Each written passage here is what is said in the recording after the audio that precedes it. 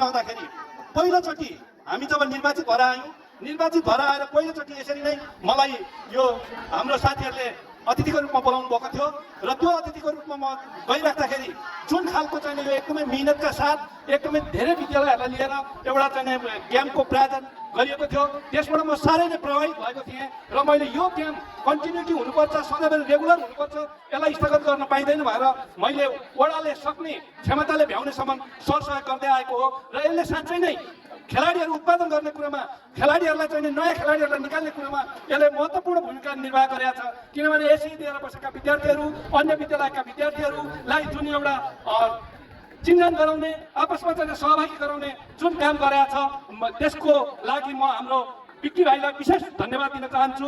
उहाँको जडबल र उहाँको टिमले जुन तरिकाले रेगुलर लागेर पानी घाम झरी नभनिकन फेरि जहिले पनि यसरी भनेको बर्खाको टाइममा हुन्छ, त्यो टाइमलाई मध्यनजर गरेर पनि नसके पनि एसओटी चाहिँ हुन्न कि भन्ने मैले शङ्का गरेको थिएँ। हाम्रो साथीहरूसँग कुरा पनि गरेँ एसओटी यसरी हुन्न कि हो भनेर, होइन दाइ म गर्छु, मेयर कपमा भेट भएको थियो, होइन हामी गर्छौँ भन्नुभयो। मलाई साह्रै खुसी लागेको थियो र आज समापनको टाइममा आइसकेका छौँ। यसले आम खेलाडीहरूलाई, विराटनगरभित्रका र विराटनगर बाहिरका पनि खेलाडीहरूलाई जुन चाहिँ प्रोत्साहित गर्ने काम गरेको छ, यो निरन्तर लागोस्। आगामी वर्ष पनि मैले आफ्नो वार्डले सक्ने खालको बजेटको व्यवस्था स्पेसल्ली एसई कपलाई गरिसकेको छु, अन्य साथीहरूले पनि गर्नुहुनेछ र यसरी नै अर्को वर्ष त हामी यो एसई कप भइरहँदा हुन्छ हुँदैनौँ, तर पनि यहाँ चाहिँ हुन्छौँ।